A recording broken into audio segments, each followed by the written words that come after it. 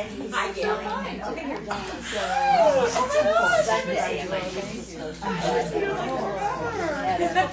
And she's getting right. Are we, Julie, are we live? All right, good evening. Thank you for coming out today to the Gilded Page for Gayle's book, Baskin's Bakery. Couple things, there is a restroom in the back. Needs to go. Afterwards, Gayle will be signing at the back table, and then Kristin will also be signing copies of her book if you want to purchase one of those up here at the front for that. And so we'll go ahead and get started. A really cool thing about the book world is I'm part of an online book club, and I have a friend in that book club, and I go to like Savannah and Charleston and stuff like that for book festivals. So my friend Marissa went to a book conference in Chicago where she met Gayle, told me that I might know somebody because Gayle's from around this area, and we connected, and so now we are friends. So it's really, really awesome to be doing this. Yeah. My friend. Yeah. Thank you. All right, so without further ado, Gayle Brown is the author of The Deadly Game and now Baskin's Bakery. It was printed larger, sorry. Formerly a full-time teacher and now a full-time writer, Gayle's passion for writing started when she could hold a crayon in her hand, using the walls as her storyboard. Since then, she's connected pen to paper and fingers to the keyboard at every given chance. Gayle is also a mentor for the writing program, the Book Incubator. She's a member of various writing organizations, including Women's Fiction Writing Association, International Women's Writing Guild, International Thriller Writers, and Sisters in Crime. When not writing, mentoring, or reading, you can find her spending time with her family, including a very spoiled mini dachshund in Florida. And she is here in conversation with Kristin Wollett. She's an actor with over a decade under her belt. Her debut novel, As a Last Resort, released in September of 2025, and it's fabulous. We do have plenty of copies. In her free time, Kristin writes romantic comedies and dreams about who she can bribe to make them into movies that she's then going to star in, and give me a part as Ivy. She lives in Florida with her husband and 5 children. So please welcome both of them. I'll just be the plants. Just be the plants. Stand back. Well, thank you all so much for coming this evening. I appreciate you all showing up to support and encourage Gayle, who I've gotten to know over the last couple months. She's a phenomenal writer and even a more phenomenal human being. So thank you all so much for showing up to support her. This is a very big milestone. Very exciting. Thank you. This is very surreal. Just so you know, like this is. I feel like it's somebody else that I'm sitting and watching. This is so strange. So what would you say is like the most overriding emotion that you're having right now? Gratitude, maybe? Yeah, gratitude for everyone coming out and supporting. It's having people in the audience that keep you writing, and those very solitary moments when you're alone in your writing world, behind a closed door. It can be very lonely, and when you're frustrated, knowing that people are going to come out and support you keeps you going. So again, thank you for coming. Yes. So let's dive in. I have so many questions and so many things I want to think about, or we want to talk about. So the way that the evening will run, we'll do a little bit of author Q&A for about maybe 30, 45 minutes, and then we will, or author, like this author Q&A, and then we will open it up to you. Oh, just wait. I might have questions for you. Oh, wonderful. And then we will open it up to the audience. So be thinking about what questions you may have for Gayle, and anything's on the table, process, books, future things, all the good stuff. So let's kick it off with the sort of dreaded question of, tell us about your book. What is Baskin's Bakery about? So it is about a young girl in her late 20s who is now in charge of her family's bakery, but that is not what she wants to do with her life. She would much rather just be in a park reading a book. And not only does she not want to run a bakery, she has zero baking skills and zero business sense about herself. And a handsome stranger is loitering in the lobby, and they reluctantly hire him. And together they try and reproduce her mother's missing rugelach recipe. And things kind of just build from there. Thank you. Okay, so what was the first spark for this book? The first idea that came across your mind? So I'm like, is he in the audience? Nope, he is not. So I was at my doctor's appointment, and he knew my grandmother very well. And my grandmother was very well known in the Jewish community for her baking skills. Like, she was always baking the rugelach or the mandelbread or all the little Jewish delicacies. And my doctor always, since she's passed, has always said how much he misses her baking, because she used to bring him cookies to the appointment because we all used the same doctor. And so when I switched from teaching over to writing, he's like, so what are you doing these days? And I said, I'm writing. And he said, oh, that's a nice hobby. Oh, no. And I was like, oh, thank you. And he's like, you should really write about your grandmother's recipe. And then I started thinking about it. I'm like, I read a lot of books where the recipe is at the back of the book. And I thought, oh, that might be kind of fun. And so that was the spark. So let's talk about this doctor for a second. So was he like a hot doctor? Or is this like David, like inspiration for our male lead character? No. Okay. Like, he's retiring next week, like that. Oh, got it. Okay. Hey, older men can be sexy. I'm okay with that. Okay, great. I love that. So this is a deeply personal story for you then. Yes, and it is fictionalized. I mean, we didn't own a bakery. She didn't run a bakery. But a lot of the characteristics of Eva and Dorothy, I think, have come out. My grandmother's personality has come out in those women. Is there, or are there any little eggs that, a reader reading it wouldn't know that that's your grandmother, but you read it and you think, oh, that's my grandmother? Oh, for sure. I mean, she was very quick-witted, and she just literally did not take crap from anyone. Like, she just called it like it was. So, yeah, I would say there's a lot in there. I love that. So this is not your first book, which we are going to talk about genre changes and blending later. But I have a question for you. So what has been the most magical moment of this journey so far with this book? Was it the moment, that the idea hit, or that you saw the cover design, or when it first came out? Like, what's the magical moment for you in this particular journey with this book? That is a great question. I would have to say it was probably when I got the offer to come through. I mean, anytime you see that email, it's just, it's shocking. I mean, because you get so many no's along the way. And so when you see the title, the subject in the email, you're like, oh, here we go again. And then when it's we want to publish this, you're like, wait, what? It's almost like you want to write back and be like, are you sure? Yeah. Did you mean to send us to the Gayle Brown? That's in Maine. Exactly. I love that. And then tell us a little bit about the cover design, because I think it's just so cute. I love it. Okay, so this is another funny story.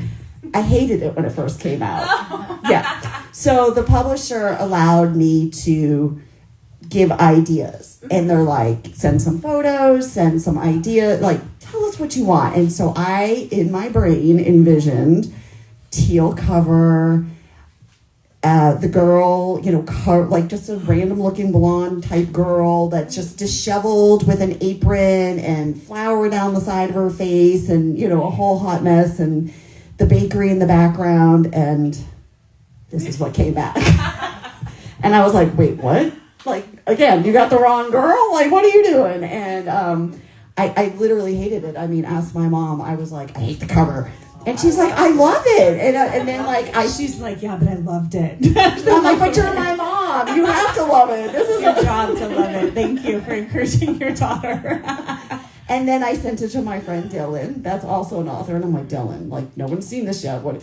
She loved it too. And I'm like, I think it was just switching my perspective and my perception.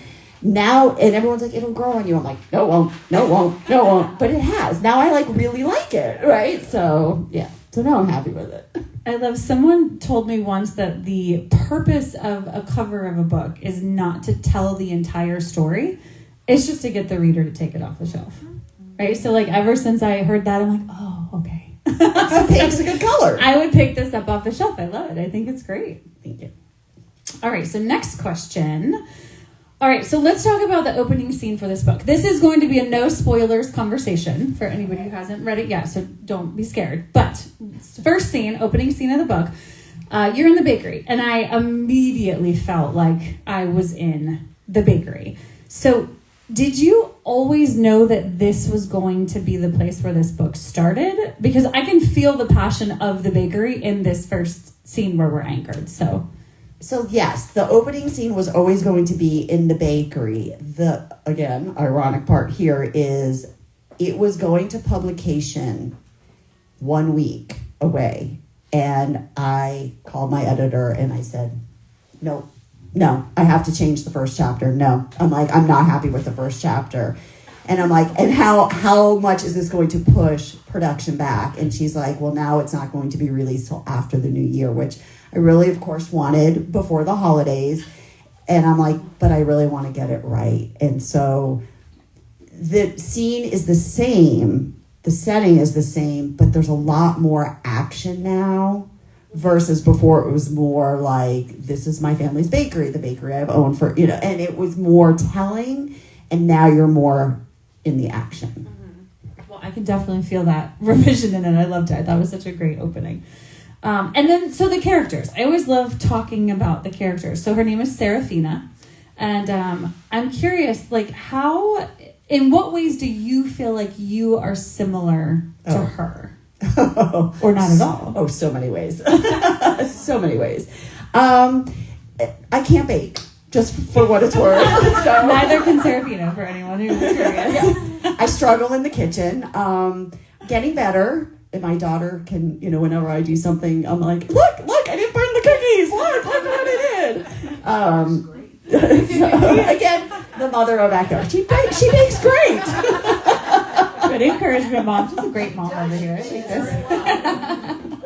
I don't know. I think some of the humor definitely is Serafina finding her way in the world. I mean, even at my age, I still feel like, aren't we all still trying to figure out who we are and what we want to become? So, yeah. I love that. And I'm always fascinated how people choose the names of their characters. So where did Serafina come from? So I actually looked up what the name Serafina means, and it was very fitting. And now if you ask me what it means, I'd be like, I can't remember. But I did. And Eva, too, like all of the names I really had picked specifically based on what they meant. Okay. And her love interest, David. That's such a, strong, simple name. I was wondering if there was a story behind David. No, David just popped up. It just popped up as David. And I didn't even have a last name for him, and I didn't realize it until my editor said, towards the end, and she's like, what's David's last name? Because we need to put it in, the book jacket. I'm like, I don't think he has one. So I'm like, I don't know. And then I just randomly looked up, what are some good last names with a David? And which one came up? I'm like, great, that'll work. Oh, that's funny. Okay, good to know.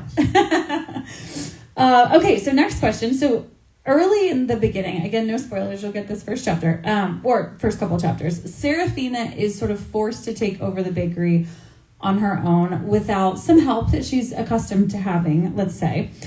And she finds herself in this, we call it a fish out of water trope. And so I'm wondering, is this a trope that you set out to write about, or was this something that just kind of landed in your lap when she started writing? This was definitely going to be a fish out of water. I do not plot or plan usually. I kind of know where they're going to go, but I knew I wanted her to be very out of water in this story. So going back to the pantser plotter, so authors are sort of, I would say, stuck in two buckets, right? So you're either a plotter where you have all your scenes and your beats and you know where your characters are going and you kind of plan things out, or you are a pantser, which you just sort of sit at your computer and start writing, and then you just kind of get surprised all the time. And there's blends of both, of course. But so since you are more of a pantser, what would you say in the story surprised you most as you were writing it? I would say that David's secret, I didn't see coming. I literally did not see the connection that happens in the book. That came out as I was writing. Which we will not be talking about because no, that's a not- spoiler. It's like you're writing and then you're like, this is working. Like you're like, okay, I didn't see that coming. Great. Yeah, no, totally surprised me. Oh, I love that. And Melvin, by the way. Oh, I love that. Melvin did not show up when I was drafting the original story. He did not show up until 3/4 of the way into the book. And then I fell in love with him. And I'm like, oh, he has to stay. So on revision, I had to write him into the storyline. So let's talk about your side characters for a moment, because you have a large cast of very colorful, fun side characters that really add a lot to this story. I mean, they're beautiful like layers into the story because of the characters, the side characters. So do you have a favorite? I think probably Melvin. Okay, he's why? so sweet. He's just so. I mean, he's got a big heart, and yet, like, I think he shows that no matter what age you're at, love can still exist. Oh. Sort of like that. Yeah, sort of like Pat. Oh. Everybody wave to Pat over here. Pat's like, who? I was like, where is he? Oh, he's over there. There's my man. So one other thing I really love about this book is the way we have more people. Hi, come in. Oh, you're fine. Come join. Hello. hello. You guys are going. So one other thing I love about this book is the way that you weave history throughout it. But so there's a couple buckets, because there's history of the Jewish faith, but then there's also Seraphina's history and what she has gone through.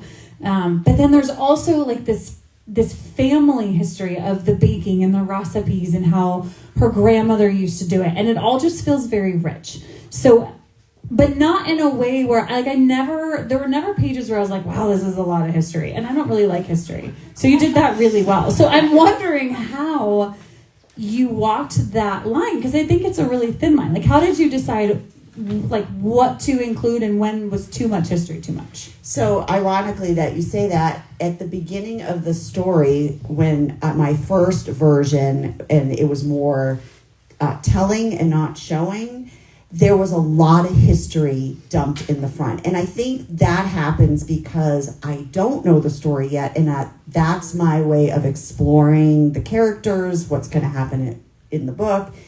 And the editor said there's too much backstory at the front. It's important issues, important information, but you need to spread it throughout. So I had to really go back and find places to cut it from the front and weave it throughout the rest of the story. Well, you do a really good job of Thank that. you. And I learned a lot of things too. So now I want to ask you about your relationship with gefilte fish. Oh, God.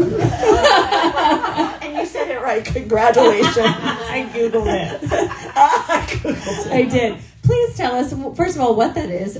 How is it relevant to the book for those who haven't read it yet?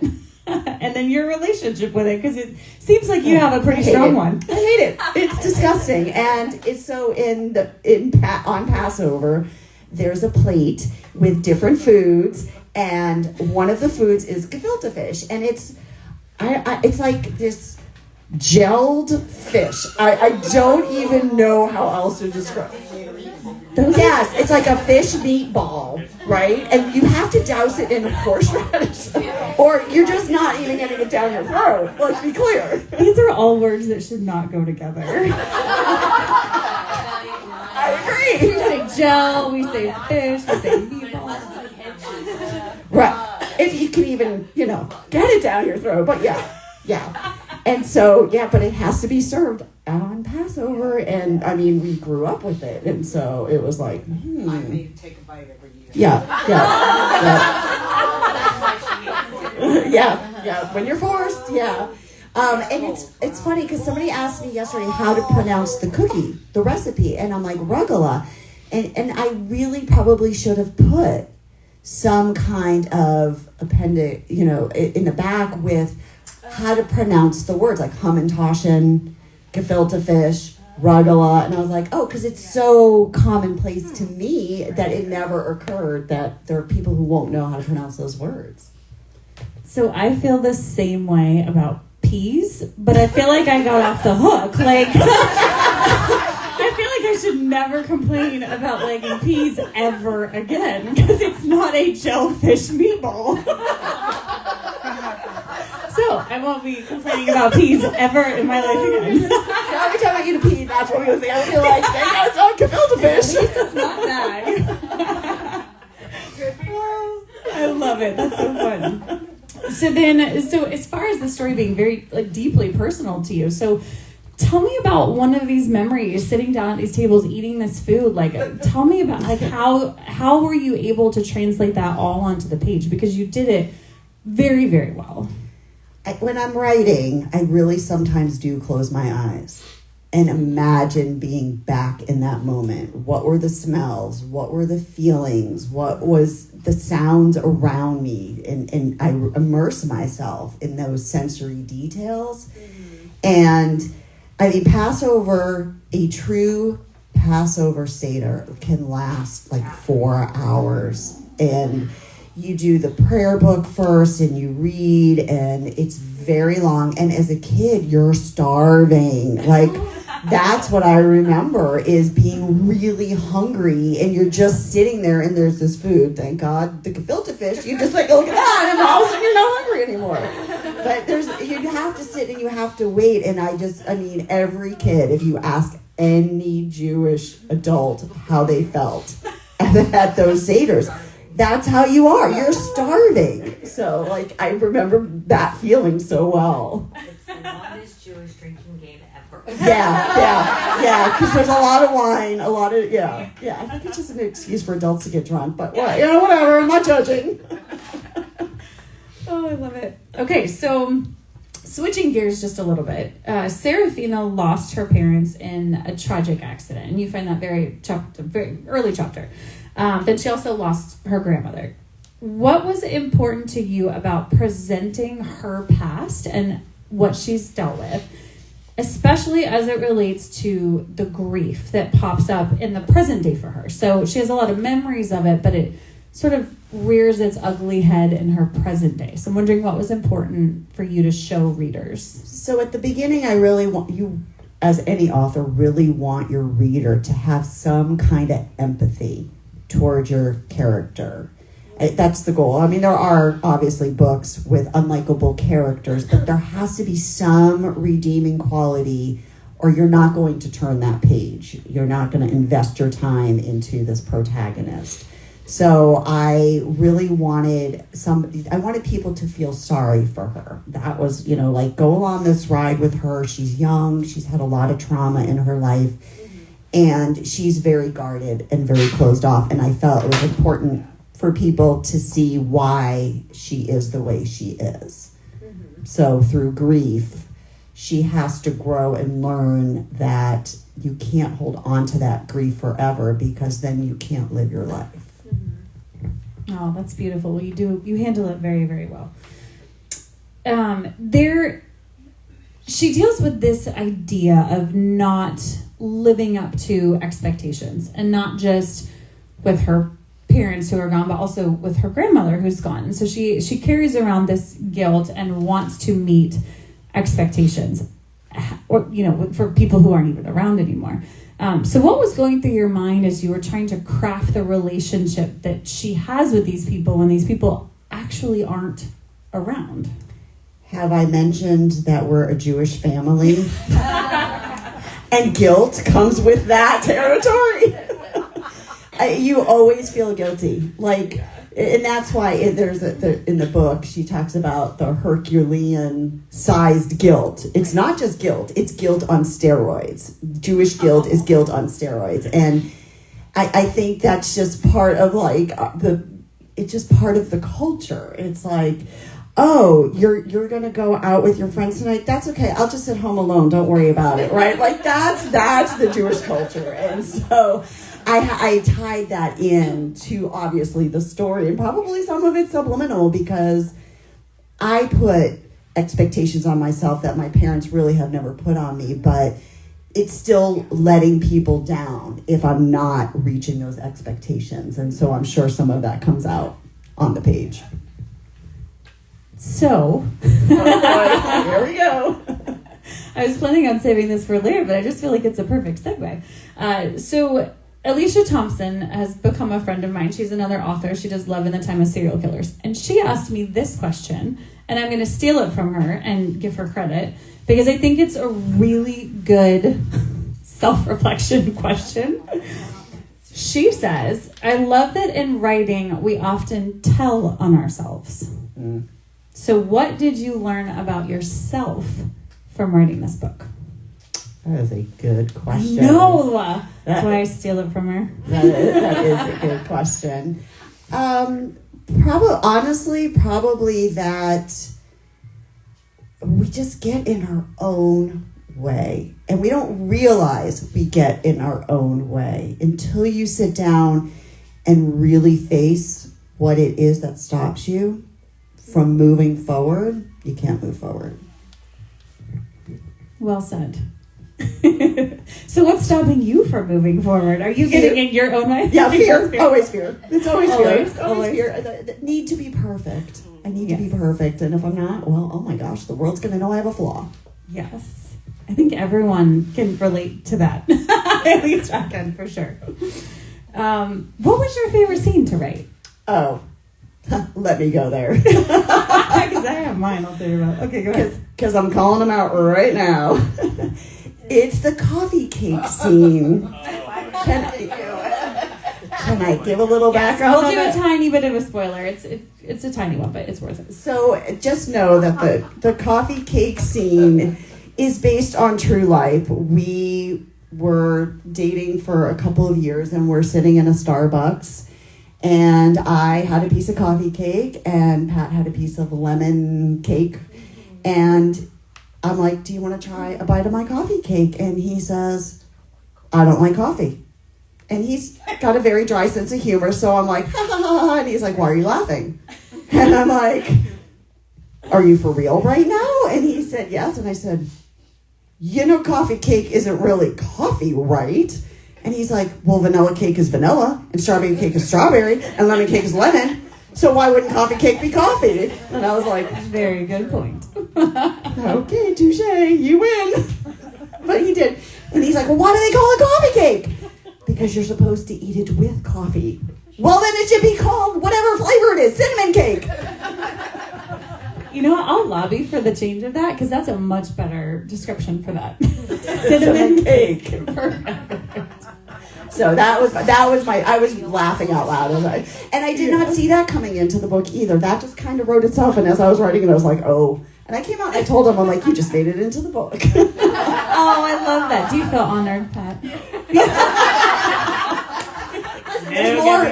There's more of me in the book than you, so. Well, it's very logical. That, you know, Right. It does. Yes. Which is why it made me mad, because I was like, no, that totally makes sense. The one I time love you that. were right and she'll admit it. Right. I'm on Team Pat with that one for sure.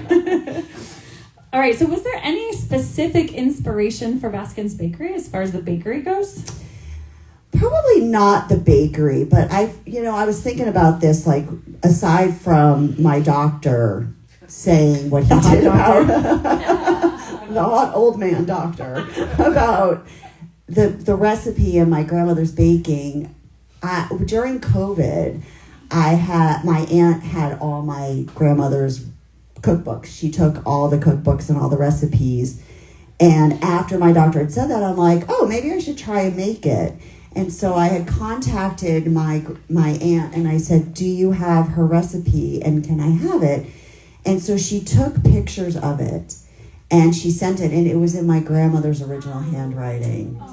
And that got me. I mean, that got me. Like, it immediately transported me back to that kitchen, cooking with her, the smells and everything. And I wrote a very short story based on that. And that's what, and then I was like, this has to be turned into a book. Oh, I love that. Do you have that printed out in frame somewhere? Because I feel like you need to. I do. I have the pictures. I never printed them out, but it's like, it's not just handwriting, right? It's a whole story behind it. And that did it. Just years and years of experience in that. Yes. In that penmanship. Yes. Oh, I love that. That's very cool. All right, so there were lots of fun tropes that show up. We already talked about fish out of water. There's also forced proximity, enemies to lovers vibe, which is very fun. So what are your favorite tropes to read? And then are there any that you are dying to write or include in your next book? I feel like I probably have covered, between the two books, I feel like I probably have covered most of them. I do like the fish out of water because I feel like that forces us to grow. You have no option. You have to figure your way out of it. You have to be clever. You have to plan. You have to take charge. So I like that. It gives the character agency. And I think that's what draws us in also as readers. If they're not doing it on their own and somebody's doing it all for them, then what's the point? Right. So I do like the fish out of water, and I love the trope of the fake relationships. I have not done that. That I have not done. I probably would explore that at some point because I do love that one. That sounds fun. I like that one. All right, so let's talk about this genre change then, because your first book was actually a thriller. Yes. And so what was the most challenging part for you in switching your brain into rom-com territory? So when I joined a writing program, which is the one I work for now, because once I had written a manuscript, basically it was a coming of age story, a middle-aged woman who wants second chance at life.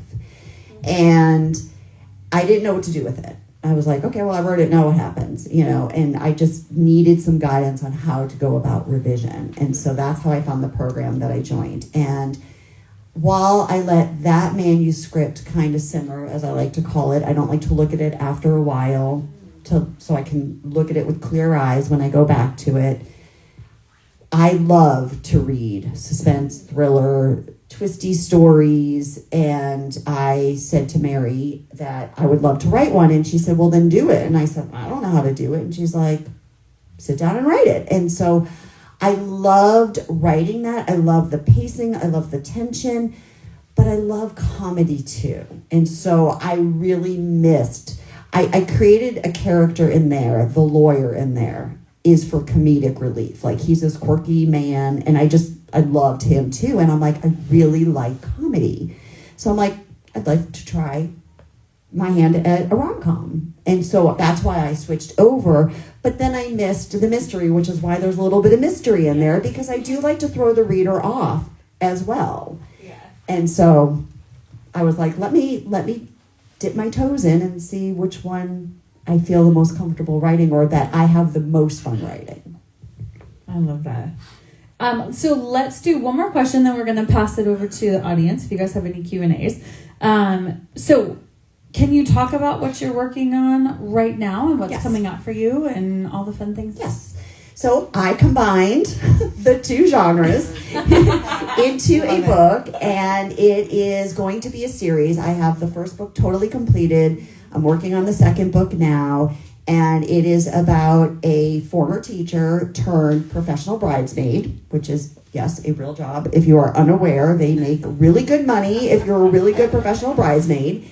So each caper will take place in a different city, and something is always going to go wrong, whether it's the wedding that goes wrong or something happens to Avery, who is the protagonist. First one's in Las Vegas, and the second one is in Niagara Falls, and it combines comedy. And I actually did explore a fake relationship in that one. Yeah, I did. For about half the book, there's a fake relationship. I forgot I did that, but yeah, I did. So it's combining those. Okay, Great. Well, I've been able to read, a couple little things here and there of that, and I love it so far. So I'm very excited to see where that ends up. All right. Would love to open it up to the audience if anyone has any questions for Miss Gayle Brown. And burning, yearning. Burning and yearning. Ooh, Whitney, how about you? So not being familiar with like how a bakery runs before you started writing, what is the research like when you sat down to write this? That is a great question because I did not know anything. So She asked, what's the research like in writing something, bakery with? Go ahead. that you're not familiar with. That you're not familiar with. Thank you. So we did own a restaurant for many years. So I am familiar with the business side of inventory and labor and all of that because I helped do some of that stuff as well. But I literally would stand in crumble cookies That's my second home. and crave cookies. And I would look at the equipment and I'd be like, what are they doing? And what's the size of this? And how is this running? And that's literally, and then you go obviously to the internet and you're like, what kind of equipment would you find in a bakery? And I made sure to list some of those pieces of equipment. But I watched, I literally watched while my cookies were being made. I love that. Did you have a question as well? So, is your next book already out?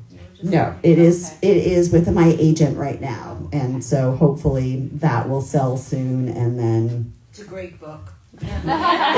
it- She combined like the first book and the second book into the third and halfway through the fourth, and it's great. And that one, that book is, I had an agent for A Deadly Game and then we parted ways. And it's this manuscript that landed me, my second agent, and I just signed with her in November.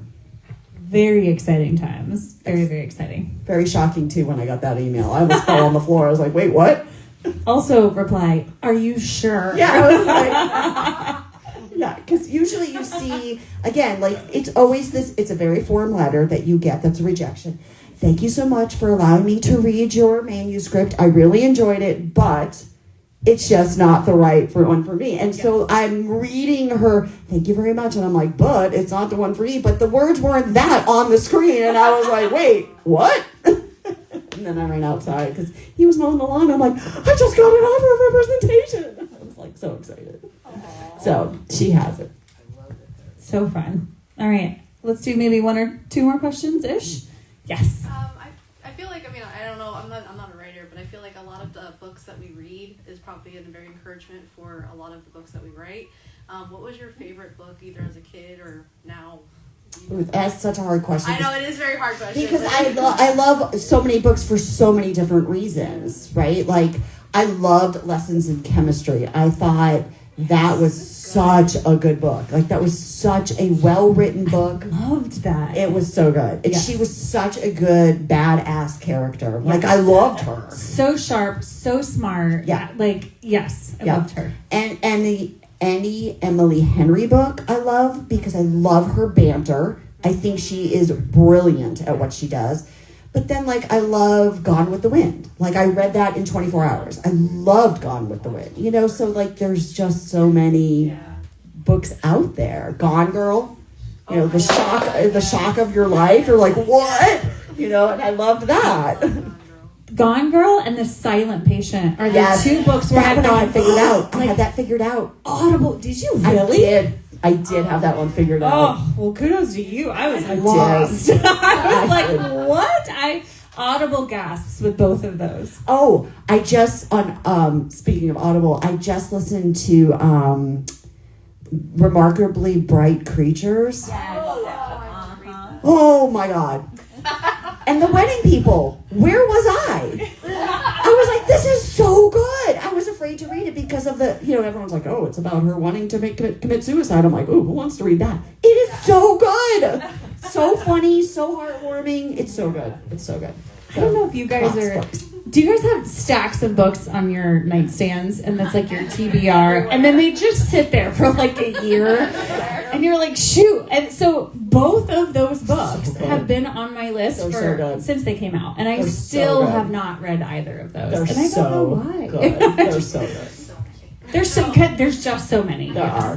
Just so many. I think I can win the TBR Guild. I have no time to read, and I keep buying books. Oh, That's not a problem. That's not a problem. It's totally normal. Yeah. Reading books are two different. I know, yeah. Exactly. All right, I saw another hand. Did you have a I question? have kind of a follow-up question on the kind of the research of the bakery. So since you were kind of writing as it developed, did you at some point make up like a floor plan of like where the door is and wherever? Because I always like envision what things look like, and I'm thinking, because I know you, I'm like, geez, like this is making sense. They're in the stock room, they're in these places, the door is jingling. So I mean. So I don't draw a floor plan, but that is a very good question, because you do have to remember where you have things. Yeah. And so often I will have to go back and be like, oh wait, was the bed on the left side or the right side? You know, and I have messed that up on a first draft. Many times I have messed that up, and then you have to kind of clean it up. But some people do. Some people draw the map to help themselves remember. Have you ever switched out an eye color by accident? That's like my thing. I do it by accident. Like the male main character will have like green eyes, and then all of a sudden, page 50, they're blue. It's like, oh shoot, I have to fix that in the revision. I think I've done it with hair color. I'm pretty sure, or the kind of hair or the length of the hair. I think I've done that, because I'm like, that is such a small detail to me when I'm writing a first draft, because everyone, not everyone has hair, but like hair is hair, right? And Most people have hair. Yeah, I'm like, I don't want to have to spend the time to, like, I want to just get to the story. And so I don't pay attention to that, but then I have to clean it all up. Yes. Yeah. All right, let's do one more question, and then we are, Gayle will be in the back signing copies of her book, and just come say hi and take some pictures. And does anybody else have any questions? They'll eat the The regular? regular. No, the. No, the gefilte fish, I will avoid it at all costs. No, I won't. No. I will not Did touch. you make your daughter eat it? Has she tasted it? I don't know. Have you ever had it? No, I always did the parsley and the salt water, and I hated that. Yeah. Okay. Her Parsley and salt water? Yes. This is It's a party really I'm not sure I want to be invited to. It's always, and the plagues. Like, it's such a dark Oh, holiday. goodness. Like, dark holiday. But yeah. Apples and cinnamon and. Yeah.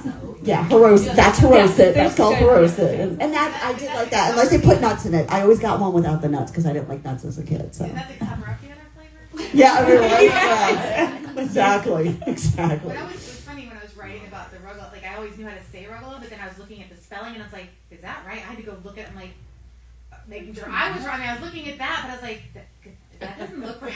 Yeah, I actually had to check too, and I was just finished reading the Matzo Ball. If anyone read that, that was a cute story. But she spells it differently, and I was like, I came out and I was like, Pat, oh no, I'm like, I spelled it wrong, and now all these prints are on. And we Googled it, and I had it right. So I was like, okay, I'm okay. One of those tomatoes. Yeah. Well, thank you all so much for coming thank you, out tonight. And thank everyone. you so much to Julia from Gilded Page and Nicole. Yes. And we just appreciate you all coming here to support Gayle Yes, on her thank new you. launch for Baskin's Bakery so much. We're so very proud of her. And thank you for being part of this special evening. Thank you for hosting. I appreciate it. And if you need either of Gayle's books